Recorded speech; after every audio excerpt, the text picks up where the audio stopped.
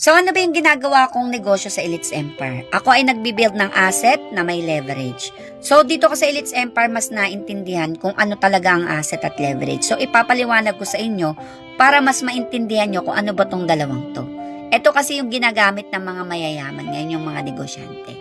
So ang asset ay isang bagay na binubuo mo ngayon na magbibigay ng income sa'yo sa future kahit hindi ka na aktibong nagtatrabaho. Hindi ito instant pero ito yung pwedeng magtrabaho para sa'yo balang araw.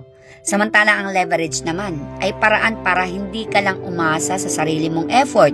Gumagamit ka ng system at ng tulong ng ibang tao para mapalaki mo ang resulta mo. Sa trabaho kasi, kahit gaano ka kasipag, ikaw lang ang kumikilos. Ibig sabihin, kung tumigil ka, tigil din ang kita. Wala kang leverage dahil sarili mo lang ang puhunan mo. Kaya kahit ilang taon ka nang nagtatrabaho, limitado pa rin ang income mo kasi nakabase ito sa oras at pagod mo. Ngayon, sa ginagawa ko sa Elites Empire habang OFW ako, unti-unti akong nagbibuild ng asset. Hindi man agad malaki ang kinita ko pero nagsiset up na ako ng system at team na pwedeng magbigay ng income sa akin sa future at pwedeng maging exit plan ko pagdating ng araw na ayoko na magtrabaho sa abroad. Parang nagtatanim ako. Hindi pa agad bunga pero alam kong may tutubo. Dito pumapasok ang leverage. Halimbawa, meron akong 20 na katao, 20 akong leaders. At bawat isa kahit maliit lang, kahit 500 pesos lang ang share ko sa bawat isa, kapag pinagsama-sama mo, magiging 10,000 na iyon. Hindi ko ginawa lahat mag-isa, pero kumikita ako dahil may system at may team. Yan ang leverage. Pinalalaki mo ang income mo, kahit hindi mo dinadagdagan ang oras mo. Kaya para sa akin, hindi masama maging empleyado. Pero delikado kung yun lang ang meron ka. Kasi habang tumatagal, pagod lang nadadagdag pero walang nabubuong asset. Ang OFW hindi to forever. Samantala kung gagamitin mo ang free time mo para mag-build ng negosyo, di ba? Kahit pa unti-unti, may napupuntahan ka na. Sa huli, ang tanong ay simple lang.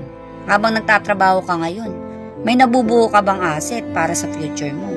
O paulit-ulit lang sa cycle ng sweldo? Dahil ang tunay na pagbabago, hindi nagsisimula sa laki ng kita.